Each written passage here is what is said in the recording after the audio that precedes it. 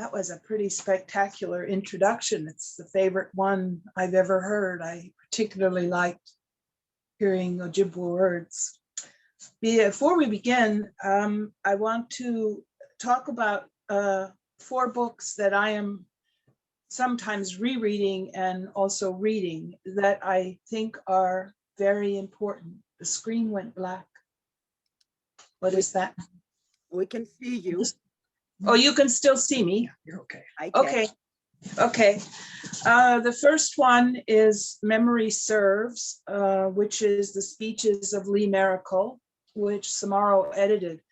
And I highly recommend this book for the way in which it perceives colonization from a really powerful and unique place. Everyone needs to read that one. The other book I'm reading, I'm not sure if I'm going to pronounce the title correctly. It looks like New Pinging to me, Noopiming. And this book is amazing. It comes through your mind and sweeps everything else away. It's amazing, amazing book.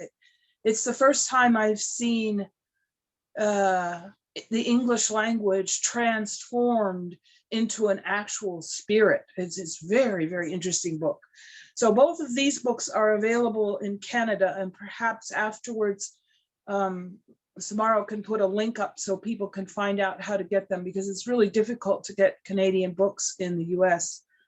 The other 2 are available in the US. One is Luana Ross's Inventing the Savage, which is absolutely required reading, as well as Andy Smith's Conquest, another really important book. I always feel as though I'm a part of other writers and not just an individual out here all by myself. It's more comforting, actually, to think that. So this first poem was published, I can't remember where, but it's for Burning Cloud and Falcon. Really delicious fry bread. To make really delicious fry bread, you need to start the night before with some long, slow, sweet, sweet loving with the precious one of your choice. This brings good dreams of swimming in cool water. Listen to birds sing alive the dawn. Then put on some strong Indian music. Half of the taste, the part that makes her rise, is the joy you stir in. But you must begin with plain old white flour, 1 cup to 1 teaspoon of baking powder, dash of salt and sprinkle of sugar. This makes enough for 2 if you have bacon, potatoes, and eggs. If it's all you have, better make 3 cups worth. Sift everything a couple of times. Pour your liquid in a spiral the way the earth moves. Helps if you're singing with your powwow tape or laughing with your lover. Stir until you get a good dough, not too sticky. Knead in all the names who need a prayer. Shape her into a round mound and cross her in the 4 directions with a sharp knife. Cover with a clean red bandana and make the coffee. When you've finished your prayers, she'll be ready to cook up. The oil should be hot enough to make your spit spatter, but not smoking. Pinch off a piece of dough and roll her around to make a patty, pulling her flat with your fingers. Some people put a hole in the middle for the spirits to pass through, and some roll them out on a board, but I do it the lazy squaw way. While you're frying them, don't get caught up in writing a poem or talking on the phone, because even the crows won't eat those burnt. We love fry bread in memory of the women who, thrown off their land with death in every dawn and starvation in their children's eyes, made this food so we'd all survive. Each tender bite honors our ancestors who, despite the greatest possible genocide in world history, kept on and kept on so we could share Bennett this morning and love. Sorry, I forgot to put on my glasses, which I will do now. Can't see so good anymore.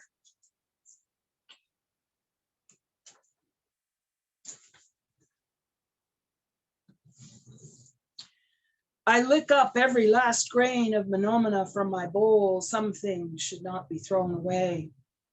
I boil vegetable scraps, bones, and eggshells for broth in a land where everything is trashed. On my first visit to New York, looking for the seashore, walked past blocks and blocks of factory fronts. When I finally found a way in, turned out to be a towering dump with pairs of shoes, whole dishes, clothes, and unbroken rocking chair waiting for the garbage scow. Wish I'd rescued that plate, but don't need a souvenir to remember my shock at such extravagant greed. Stinky. I sat on that cement pier all afternoon, so desperate for the sea which lapped limply at my feet. Almost nothing should be thrown away, can be rescued, reused, mended, cleaned, poured into the earth like sour milk. We looked at land once, which turned out to have been a dump. I did save that small plastic plate sticking up between the ferns, as well as a windshield I use as a cutting board. I'm sure I could furnish a whole house from the dumps if they'd let me. We're always rescuing cats dumped off unwanted in the green belt behind our place, feeding them till we can get them to the no-kill shelter. Sometimes I think this mania for throwing away comes from Euro immigrants who threw away their countries, languages, cultures, to be white, to get rich, to fill up the air which has been erased of us. Lest we forget, the job of immigrants was always to replace Indians. We were the first to be thrown away in this USA. On the ocean, as you know, are miles-wide islands of plastic debris. Used to collect the garbage washed ashore near my cabin, used it to tie up tomato plants, make amusing art, including a wonderful witch which was so beloved by German women friends that they shipped it home to Bavaria after they came to visit. The rich passage yielded a Menominee bowl and plate we still use, and several giant plastic drinking cups, now planters. All I ask is the next time you are throwing anything away that won't decompose, imagine where it is going.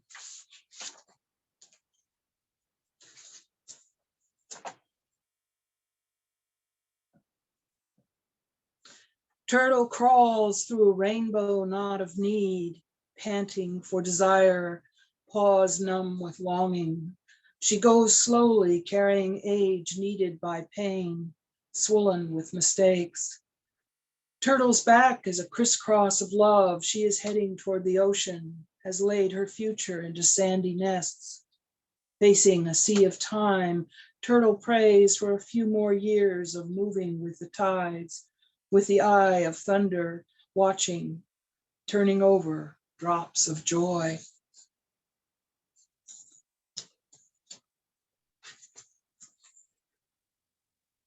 This poor poem went through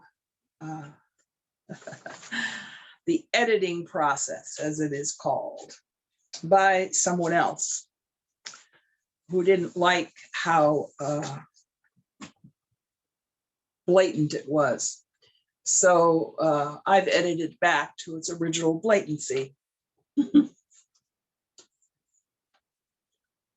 Because I have dreamed of killing men who have beat me, ones who raped me, ones who jacked off into my body as trash, because I plotted to murder the uncle who raped me when I was 11 and 12 and 13 and 14 and 15 and 16 and 17 and 21, because I've wanted to beat penises to pulp, because I joked about strangling a boss who hit me along with various blood-sucking landlords, because I am afraid of every man until he proves himself not a threat, because children, women, and prisoners are raped continually, thousands every hour, because there is no place where we are safe in this whole world, not one square foot of space, because I regret I did not kill my rapist, because I sucked cock I hated on my knees, desperate and hungry at 17 with no home, because I've slept in smack houses, because I still wear lipstick at 60, afraid of what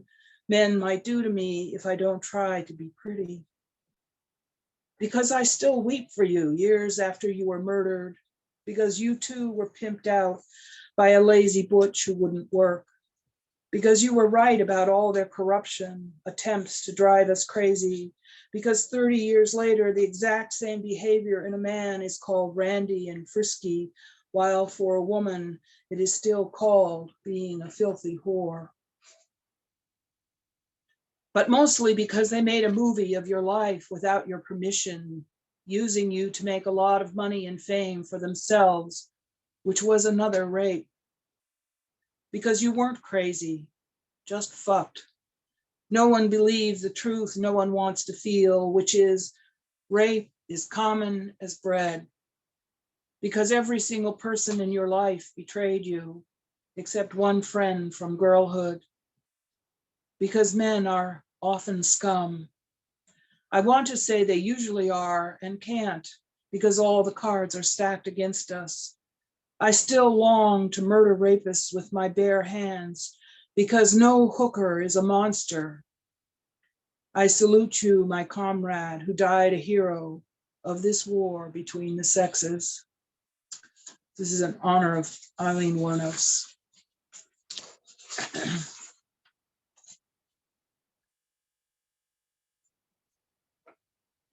This is in loving memory of Joanne Garrett, also known as JoJo, who was my lover and my friend.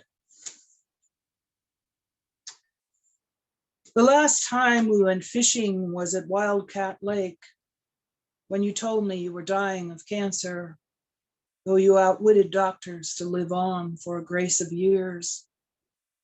I breathed like water. Can't recall if we caught anything. Do remember we startled white boys and their fathers who apparently hadn't heard Blacks and Indians are ardent lovers of the flesh one catches on a hook. I saw your barbed wire news catch in my chest, where I continue to live swimming away from your death. Time does not heal, only erodes. My father died just before your birthday this year. I baited my loss without the particulars of you. This morning, I accidentally saw a map of Wildcat Lake. Time took me on a weighted ride to the funny color of the water churned by lurid speedboats, your glasses flecked with moisture, your aching arm, which cast anyway. Myself, frozen and frightened on the stones, casting for a way to keep you. There is none. These words fall down my face. You are somewhere else, perhaps drifting over Wildcat Lake, where I've never gone again.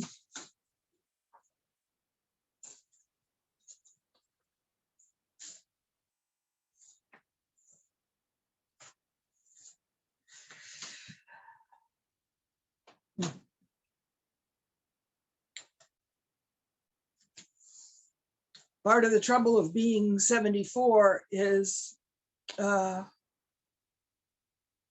many people who have died, and you still have to go on.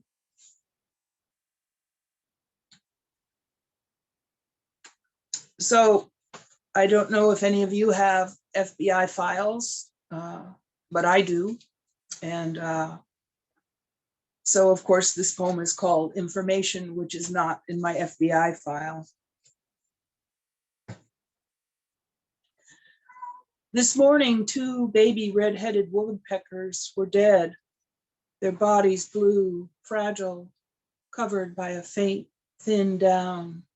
No feathers yet, eyes closed, their wings and legs folded tightly into a shape still like an egg.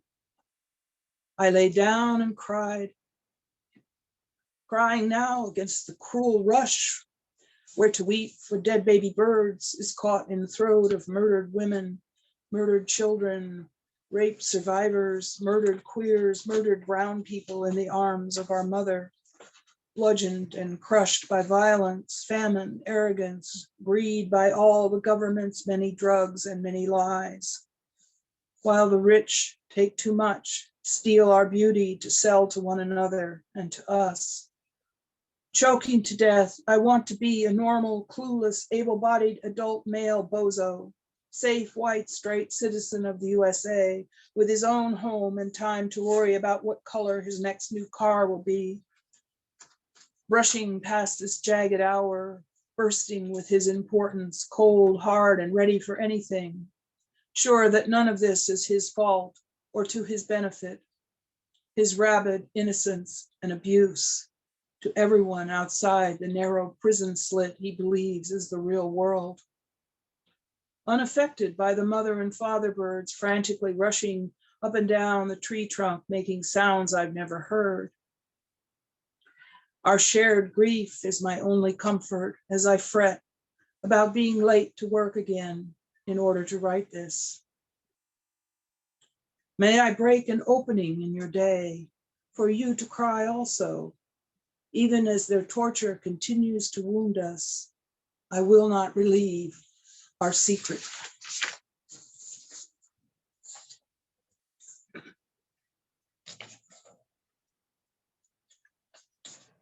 This is also for Burning Cloud, who has passed on to the stars. And it's called Indian Paintbrush. I have a lot of fun taking the cliches of English and playing with them. Red memories soar out of a blue storm. Wind voices our ancestor spirits. Dancing leaves in our lost yellow songs. White snow echoes our tears. These ancient purple rocks carry the brown warmth of our laughter. Standing together on our mother Tacoma, I hear the green creek speak Nisqually.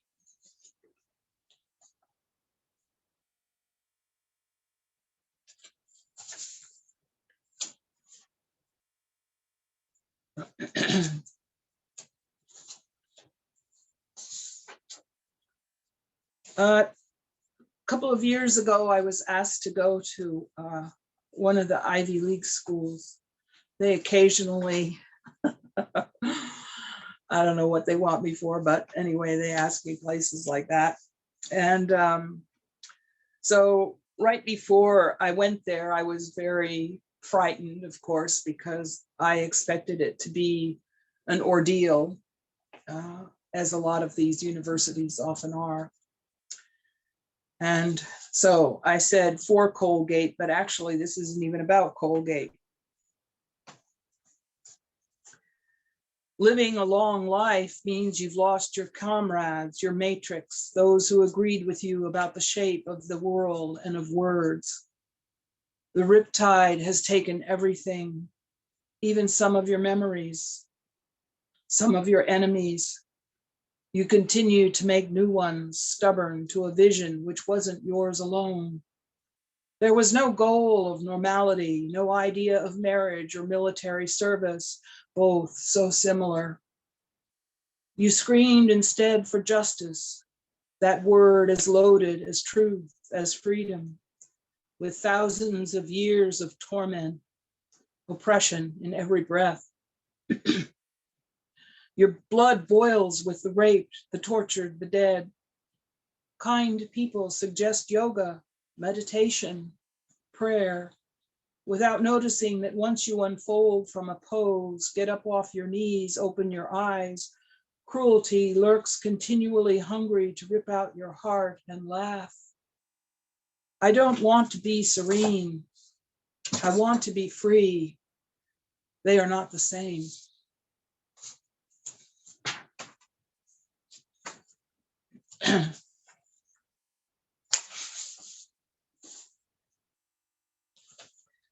One of the great joys that I dearly miss is being able to go to powwows. It's been a very, very long time, over a year. And so when I wrote this poem, I was remembering the last one that we went to. Puyallup powwow.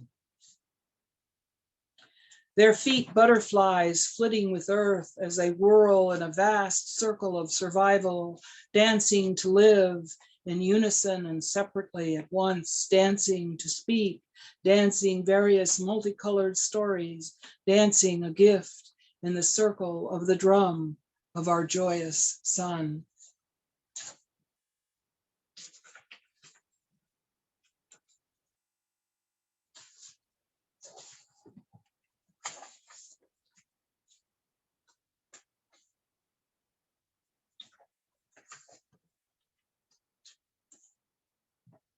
This broken arrow of my heart is all yours, feathers ragged with our silences, poverty of trust.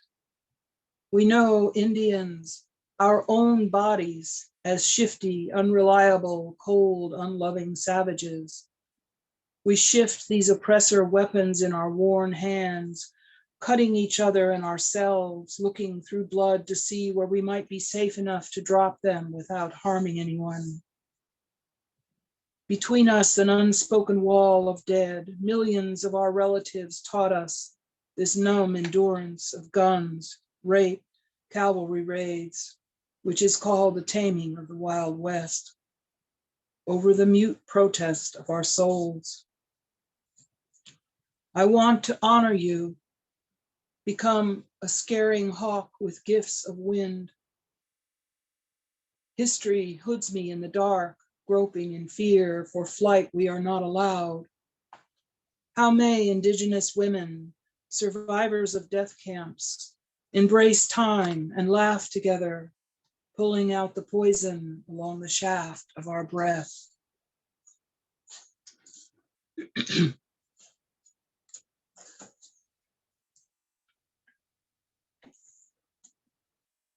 Trying to make coffee in our hazmat kitchen in my nightgown, eye bandana, my hair probably sticking up funny, eyes gritty. There's a soft knock on our door, which I wouldn't have heard if I'd had the sense to stay holed up in bed. Because I'm not your carp diem kind of woman, I just go fishing with it.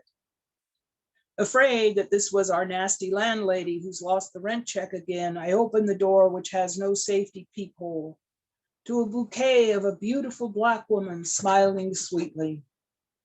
Oh Lord, I think this has got to be about God. I censor myself from saying, hey, come on back to my bed and I'll treat you to some knock your high heels off salvation. She has a little speech about good Christians and Easter. I'm just staring at her thinking, oh hell, now what? Jehovah is busy witnessing my complete disbelief. Then she glances down and says, did you want to let your cat out? And there's our little runt of a black kitten we rescued from a woodpile, named her Coyote because she cannot keep her dainty paws from breaking stuff, ripping sheets, hiding out for days, to emerge from behind a bookcase big-eyed and hungry. Her sense of humor involves jumping on our heads, putting toys in shoes, trying to smell your butt crack when you sit to pee. She'll eat anything, plastic bits, dust, a good chew on my deck of solitaire cards, so the ace of hearts has 5 tiny holes. I don't want to be rude, so I take the lady's leaflet saying, I'm so sorry, as I scoop up Miss Kitty and close the door.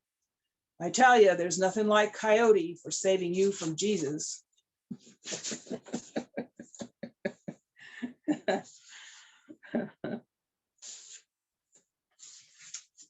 This is another poem about someone who's passed, Marilyn Buck.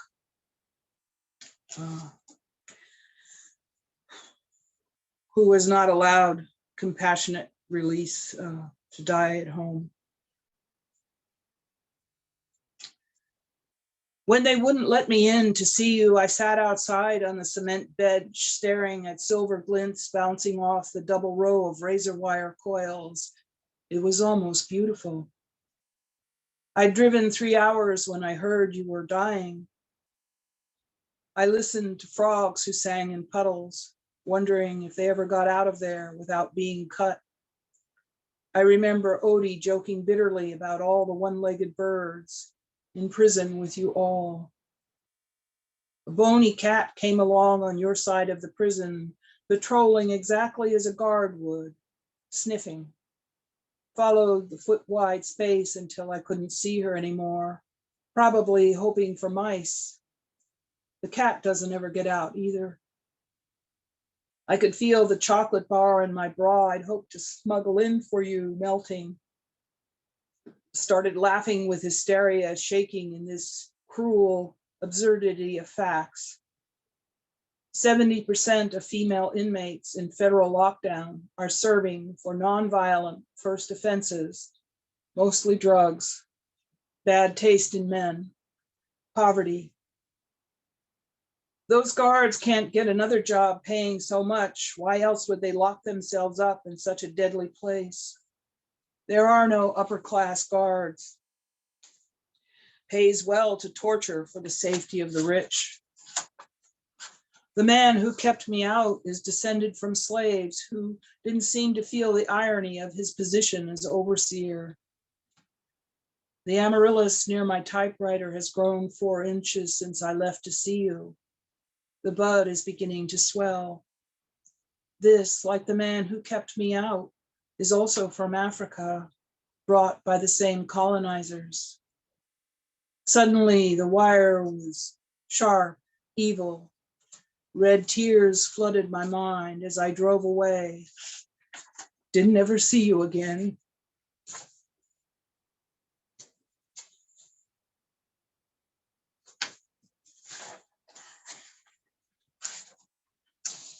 This is for my oldest friend, Valerie Street, who I admire so much because she's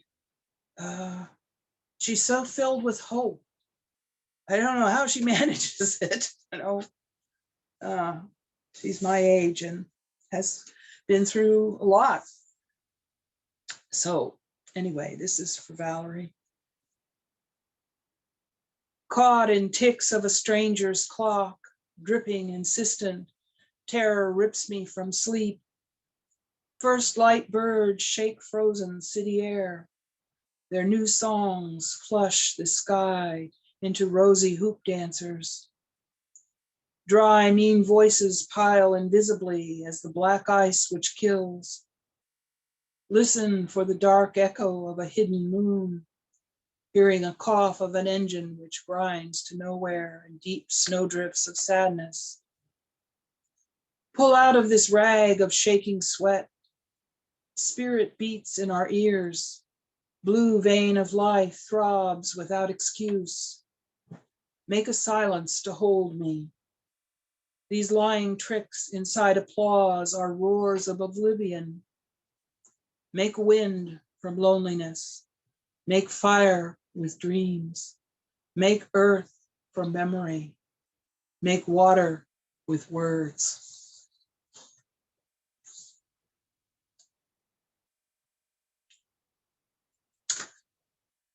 This poem is written for Linda Hogan, who I admire very much as a writer, and of course as a person. And this comes from the conversation we had about the difficulties of fame.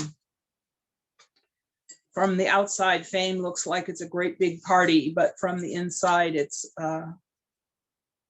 quite exhausting and not very fulfilling. Changing the water. She wasn't the one they created in their need for myth, for noise, for power. She was continually walking away from their brutal, smug reality, reaching through brambles to touch sacred dew. They didn't make sense, but to be kind, she listened. Her responses, simple as salt, were spurned. There must be some savage secret she was keeping from them, which they wanted to use up and down. Around they buzzed, hissing, angry because she wouldn't play the game of get ahead, step on a neck, out shout the meek. Whatever they demanded, she buried in stones, balancing unseen. None of their gasping rage or envy belonged to her. Holding up her arms on her knees, she said, "Stop, stop it," which made her terrifying. "If we can't understand you, you've nothing to say." Retreating into a cave, she consoled herself with dust, plotting her tears with rocks. They're fighting each other, mad mice after one splintered bone, which tastes terribly of loss. Greed cracks the sky, hatred breaks the earth, chasms open into cruelty.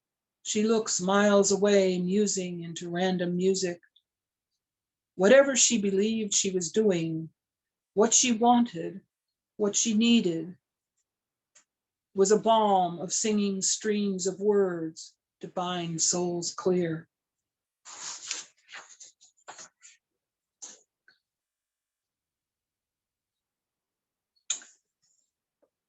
I wrote this on one of my maid jobs. I wrote a lot of poetry while I was supposedly working. I would often turn the vacuum cleaner on and just write. And of course, they didn't actually want to see anyone vacuuming. And so they would, stay away from wherever I had the sound going. So I sometimes joke that I think some of my poems have a rhythm of a vacuum going.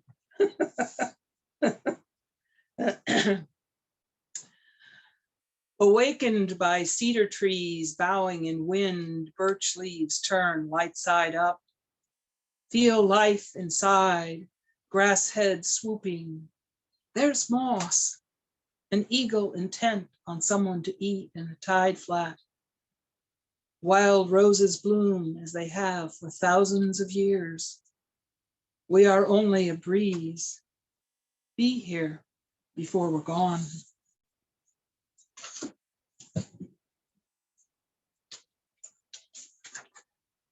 I'm starting to lose my voice, so I'm gonna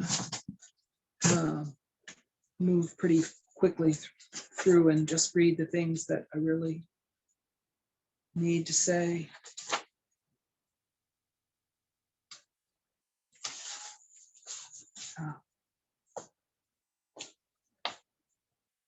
Language is a city, bristling with metaphors which may or may not have meaning.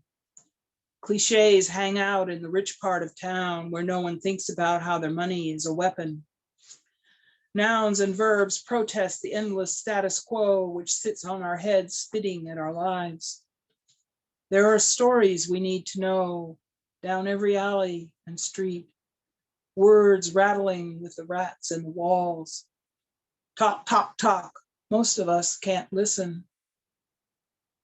Having reached saturation in third grade when we failed to memorize the Roman numerals, which drag through time, fanning themselves with irrelevance.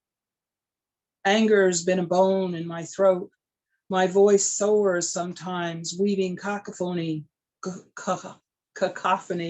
Sorry, I can't always pronounce English right. Into a beadwork pattern, ends up in museums called books, where only a few bother to go. One thing I can say about my transgressions against the English of our oppressors is that writing is better than drinking.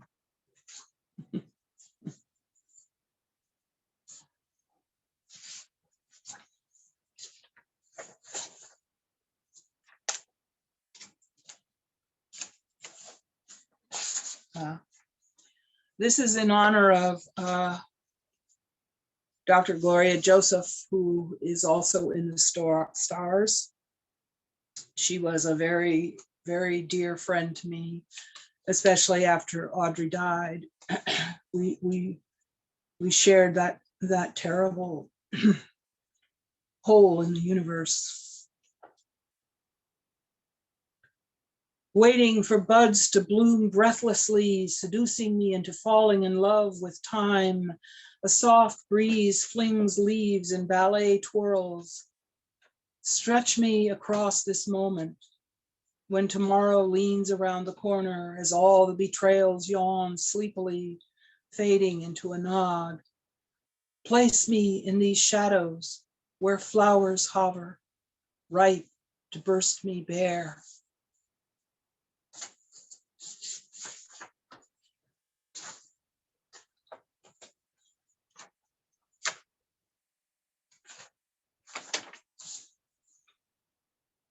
This is called Tribe Unknown.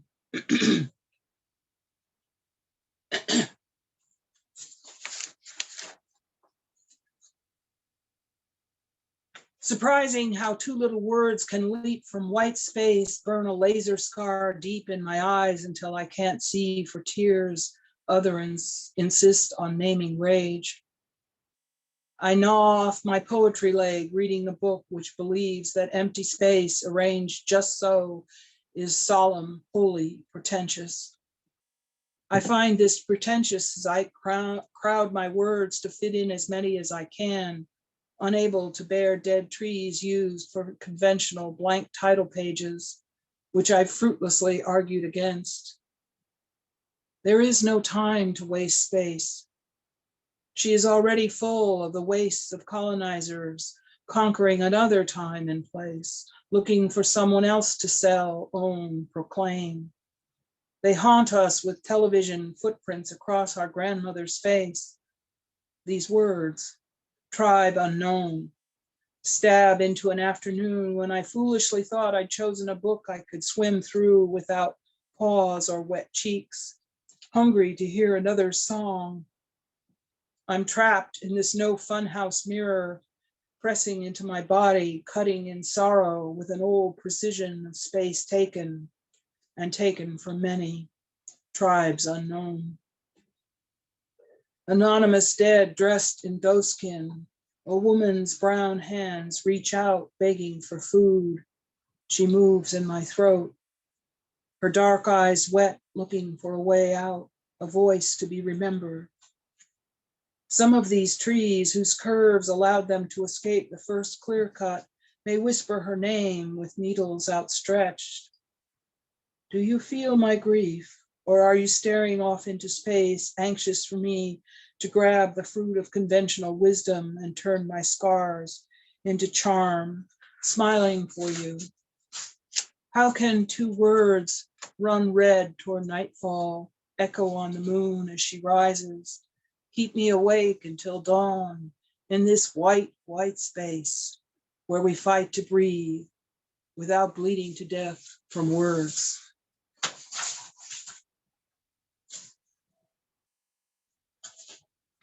So I'm going to read two more, and then I'm about three. So I'm always fascinated by how life has a kind of spring thaw effect, in that when there's a spring thaw and everything melts, there's all these things that are caught up in the pile of debris that had another life or had another meaning. And it feels to me as though my life is always this erupting spring thaw where things from the past, you know, even a slip of paper can bring back a whole world of memories. And when I wrote this poem, I had just discovered this bullet of all things. I still have the bullet I loaded into my rifle at 13 when I planned to kill him accidentally on a hunting trip. My life could have been so much better if I'd had the courage. Some wind I can't name stopped me, perhaps knowing I could barely carry my own weight, dented, useless now. I've no idea how it is still with me 59 years later through hundreds of moving vans, nut houses, breakups, changes of state.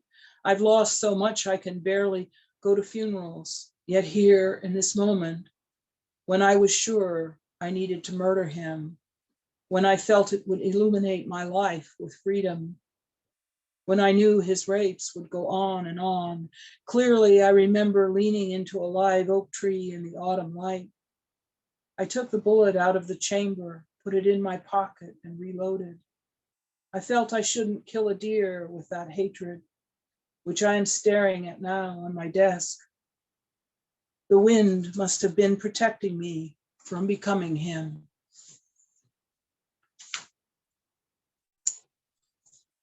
I wrote this poem in Germany in 1996. I went there 3 times, and by this 3rd time, I actually wrote this poem in German in the beginning. Pretty bad German. I'm not that fluent, but I had learned enough to be able to talk to people at that point.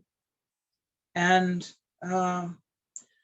then soon after it, I wrote it out in English. And I would like it to be in German, but as I say, I'm not enough of a scholar to be able to write proper German.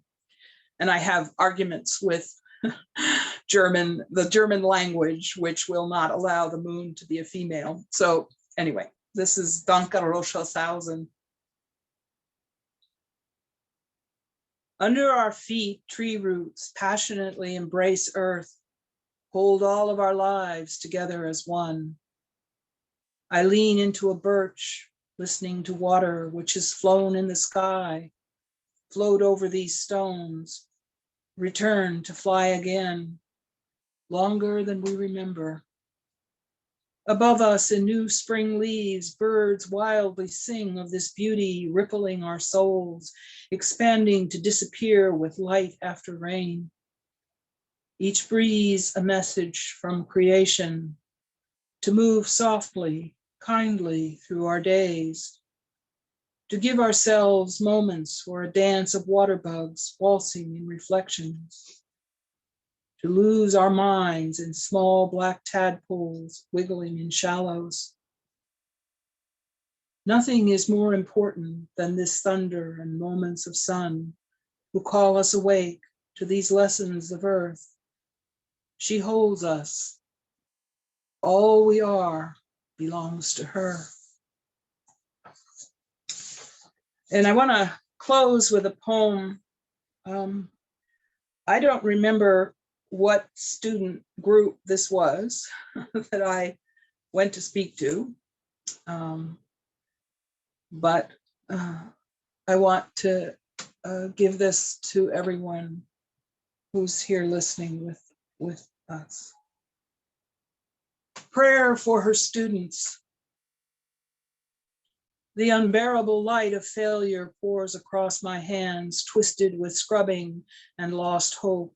So I push myself to think of others, to think of you. May you never be caught here fighting back bitterness with every breath. May your work be welcomed. May you walk in respect. May you be remembered beyond this day when I face you broken. May my brokenness empower you to a freedom I'll never know. May my tears wash your heart free of cruelty. May you grow roses and vegetables with equal ardor, feeding soul as well as belly. May you never be ashamed of your tears or hide your passion or pretend your anger is not crucial for change. May you never lose courage to understand your motives, your actions, your goals. May you come to love yourself despite the barrage of hatred, which is this war where we live. May you become, may you be the love, the woman, the flight. I have risked everything, given everything to see. Miigwech. Thank you, Chrystos. May you be writing forever. May we be blessed to hear your words again and again. Thank you so much. That was absolutely wonderful. So people, here's your chance to post a comment or ask a question, and Chrystos will be happy to answer and engage with you.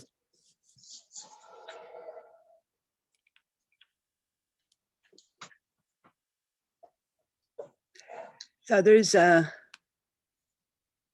was one, okay, there's so many comments coming up. I keep missing the question. Someone is asking if you've experimented writing in Menominee. I sadly do not speak my language. I only speak a few words of it. And I feel as though in some sense, well, my friend Wesley, who's Danae, said this to me, that if you don't live on your reservation and you don't speak your language, according to the Danae people, you're not actually an Indian. So I have a lot of trouble with,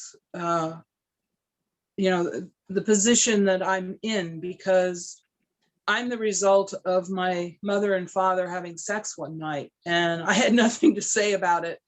And how I was raised was, he wanted us to succeed, to blend in, to be like white people, and my mother was a very disturbed person. So I've spent most of my life trying to not be a jerk. That's sort of my goal, is to work hard not to be a jerk. And in that working hard to not be a jerk, there hasn't been an attention span to learn another language. And I'd have no one to speak to with it. I mean, all my relatives are dead. So it's, I wrote a poem actually, because neither Sonny nor I speak our language. And sometimes we just sort of look at each other and tears come into our eyes, because we feel like the most important central part of our existence was taken away from us when we were children. And like everybody else, we learned English, and I couldn't not communicate to anybody now if I didn't know English. I mean, I do understand that it has become the lingua franca of our times, but I do understand that I have lost, that there's a part of me that's not whole and never will be. And I'm old now. I can't remember things from one day. I mean, I walk into the kitchen and can't remember why I went in there. So trying to learn another language is like just way beyond my capacity. I just can't, When I was in Germany, I understood German. But once I left Germany, I could not understand it anymore. And I now could not understand German if someone spoke it to me, because it's been a gap of, quite a few years, over 20 years since it's like when you are in a place, you can learn the language, because the language and the place are part of each other. Hi, Simba. And when you're not part of the place, there's food there. Why aren't you eating? Nicole, could you please mute yourself? You can hear the conversation. Oh, hello, Nicole. Big kisses. Sorry, big kisses too. Sorry about that. Oh, so one of the things I wanted to do is that I'm writing letters to people now, because that's my only way of being in the world. So if anybody wants to write to me, especially friends that I've lost touch with, the address is 3250 South 77th Street, number 8, Tacoma, Washington, 98409. And maybe you can put that on the site. You link it how? Feel free to email me, and I'll be happy to send you the address, and I'll try and put it on here right now. Oh yeah, Sonny says I should tell you the email address, which is Not Vanishing at gmail.com. I don't actually read my email because the light gives me migraines, but Sonny prints it out for me. So if you want to just send me an email, then I can write to you from your email. I think I just made sense. Yeah, for sharing that. That's very generous of you. Nicole had a question a moment ago as to how you deal with writer's block. Well, I don't ever have it. Well, lucky you, there you go. I know. I almost hate to admit that, because I mean, I know everybody is always talking to me about writer's block, and I don't ever seem to have it. And part of that, I think, is that I am in my head all the time, looking at things, and reacting to things, and feeling things.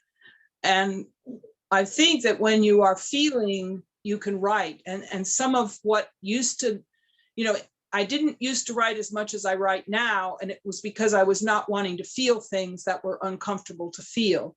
So I think some of what writer's block is about is, it's like a combination of, facing the devils that are your memories, because they are, that, a lot of times our memories are evil, unfortunately. And, it's like engaging with your memory is sometimes really dangerous. And I'm sure that part of the reason that I don't have writer's block right now is because Sunny has been with me for 16 years and provided this very, very safe, nurturing space that has allowed me to blossom. And I think that, a lot of times writer's block is just lack of love. And that is, in my opinion, the great plague of this century is a lack of love. That people confuse love with lust, they confuse it with ownership, they confuse it with using another person. The actual work of love is very difficult to do. And there's no rewards for it, in the standard way. You don't get a big salary if you love people, unfortunately. I mean, that's what we need to do, is start paying people to be loving, because then the whole world would change. But you'd have to convince the rich people to contribute to that. One question, a lot of appreciation and love towards you and your words, Chrystos, from the many people who've attended. But one question is from Alexandra Caperdoni. If you have found a space for indigenous spirituality within the English language? The simple answer is no. Because, as I said, language is a part of place. Well, spirituality is also a part of place. And as far as I've been able to determine, all native spirituality comes from the place where the people live. So the parts of a landscape that are sacred to a people, that's the landscape. I mean, some of the religious practices of indigenous people, such as the Sundance and the peyote ceremony, have traveled through tribes and are not grounded in a specific place or an area. And a lot of the songs that are used in spiritual experiences can't be translated into English. I mean, one of the difficulties of English is that, as I was saying the other day, it's a very architecturally pyramidal pyramid. How do you, well, whatever. It's based on the structure of I, which is always capitalized. So in English, you don't capitalize we and our, which are spiritual concepts. I is not a spiritual concept. It's sort of an aberration, actually. I think that the word I, capitalized and as it is used in the English language, is a spiritual aberration. But at any rate, the problem about, part of why I have never written about my spiritual experiences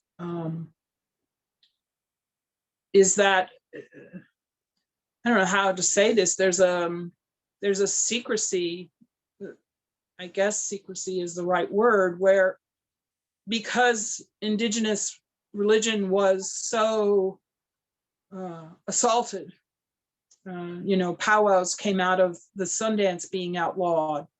So in the same way that Muslims are hated in the United States, our religions have also been hated. And so in order to survive and to preserve those religions, they went underground and things became secret. And where maybe 600 years ago, a Menominee person might welcome someone from another tribe into a ceremony, that's not going to happen now. And the whole issue of spirituality, I mean, I almost feel as though English language is an anti-spiritual language, that trying to even encompass my own spiritual feelings in the English language is the hardest work there is. There's no there's no elasticity in the English language. It doesn't have a broad view of existence. It has a very narrow view of existence based primarily on ownership, right? Ownership of land. And, when people talk about how this is the first place where freedom was ever created in the world, I get really angry because the government that was here were slaveholders. So that completely eliminates any, the idea that they were writing about freedom only for themselves completely disavows. I mean, it's not freedom if it's only for yourself. So, I went off into somewhere else, sorry. My spiral brain. Yes, English is not your language, it's the colonizer's language, it's a hegemonic language, and yet you can use that same language, and within it, despite it, the histories that are embedded in it, you can talk about your own subjectivity, your own experiences, and deconstruct it and work with and against it. So I think that's amazing. It's a challenge, but you do it, and so many other writers can, have no other language to work with, and yet right, that space you can do so much. Part of what I think, the reason that I don't experience writer's block is that I think of language as a toy. So I'll hear a cliche and decide to take apart the cliche and pull it apart and make fun of it to show exactly how silly it is. So that there's a lot of times when I'm writing a poem, I'm up to no good, if that makes any sense. I'm creating a counter narrative, mm-hmm. I think, to dominant culture. And yeah, that's what I would say I'm up to. Yes, that's what I meant. Yeah. One participant in this event, Tonya Berkett, who had the opportunity to hear you and see you read 25 years ago at Portland State University, now she's visually impaired and she wonders whether your writing is available or will become available digitally or in audio. Well, I'm perfectly happy for anyone to take recordings of me reading my work and distribute them however they like. I don't have access to a studio space where I could record. I've always wanted to record like a CD,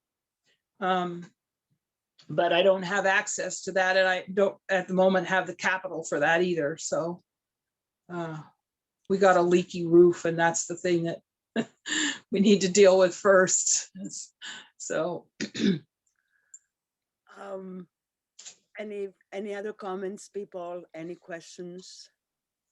Hi, Chrystos. hello. I love you. Hi, Sunny. I know you're in the same room, Sunny. Hi, Sunny. She's across from me, being my audience. I can always help you with the digital aspect, with you and Sunny. So I know this is being recorded right now, so this will be available. But you and I could chat. I will support your ebook, whatever. Okay. But yeah, we'll chat. Okay. And I'm so glad to finally hear. I miss you. Oh, I miss you all. I'm here on the East Coast, and I miss all my poetry friends and two-spirit friends. And don't listen to Wesley. Don't listen to Wesley about language. Oh my God, I gotta have a chat with our Mr. Thomas. Yeah, that's just awful. Don't do it. I think that I mean, I'm very fortunate. I'm fluent, but and then I'm very fortunate that I had, and I still do have connections to community and family and elders and stuff like that. But I think that to be told that you're not Indigenous because you're not fluent in your language is dangerous. Well, it ignores history. It really ignores history, because so many people were taken away as children and taken to boarding school. I mean, that's what happened to my father, Yeah. And it doesn't erase your indigeneity. So I think that that's a conversation or a statement made at a certain time in Wesley's life. Who knows? I don't know. We'll have to talk to our sister brother there. But he wasn't saying it was his opinion. He was saying that it was the opinion of his people. Yeah. Right. Someone that when he himself was in Washington going to school, that he was not Dene. Because he was not there with them, so there's a way in which some of how Indigenous people conceive of ourselves has not kept up with the actual history.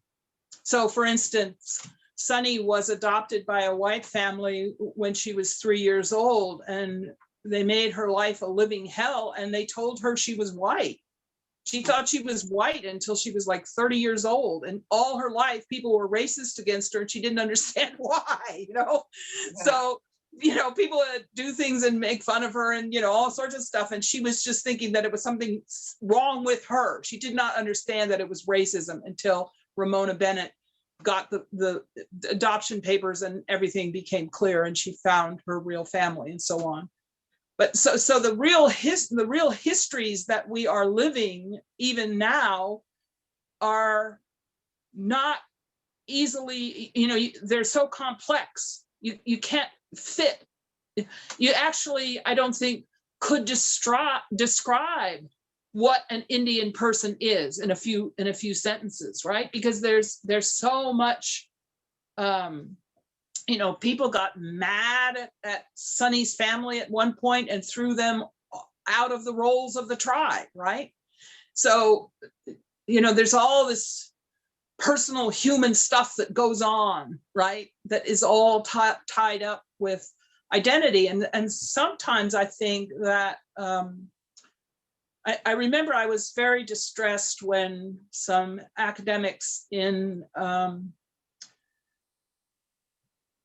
the United States went after Andy Smith and were claiming that she wasn't really an Indian. And, I know her and she is Indian. There's no question about it, and so she may not have paperwork, but that's who she is, and so how does my knowing who she is, knowing who her sister is, who her nephew is, knowing her life, how does that match up against people writing and saying that she's not really Indian? I mean, it's so complex. The whole thing is, some ways, very cruel.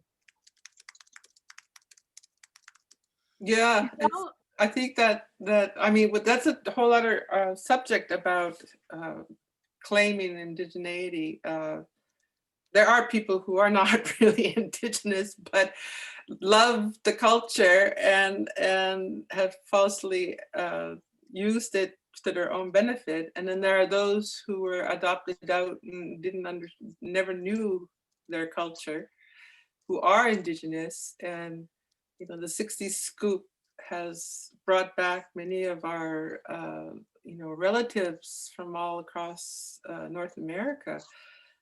You know, I was, you know, Connie Fife was part of the 60s scoop, and you know, and we know her story and how she was, you know, they took her to England. My God, they really displaced her and messed with her head. And so, and she was clearly Native, she was clearly Cree, she was clearly, but you know, as we all know, she struggled with that. And so it's a bit of a, yeah, the history is multi-layered. And Yeah.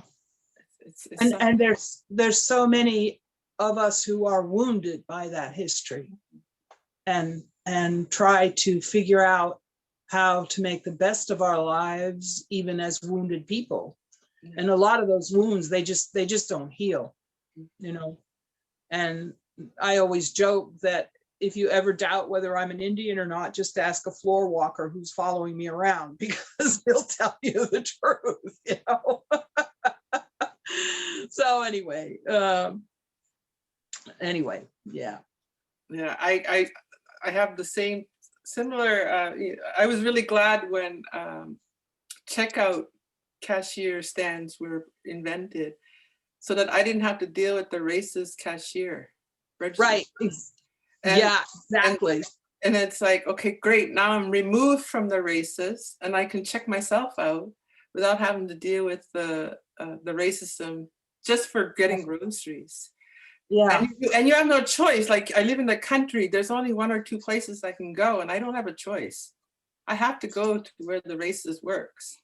And so when they set up the self-checkout, I was relieved, because I no longer had to deal with the racism just for getting my groceries. And so it's like, oh my God, what a horrible thing to think of, but it's reality. It's like, yeah, I'm Native, that's right. Just follow me to Walmart and the grocery store and I'll show you how Native I am. Exactly. Those are my papers.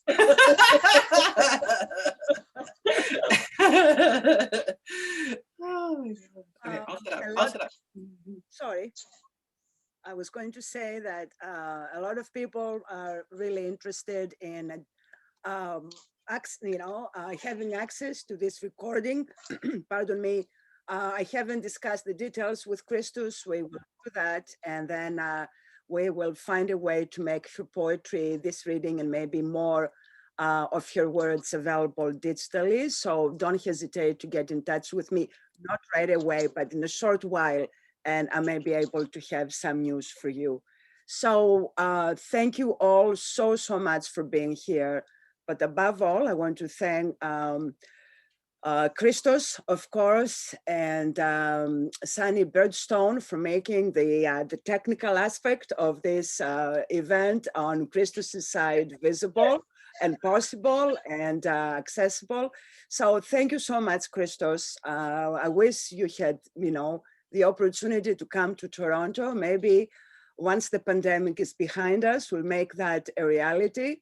But for the time being, yeah, I'm grateful to have had the opportunity to hear you, listen to your voice, and participate in your generous spirit. So thank you, everybody, so much. All the very best. Miigwech.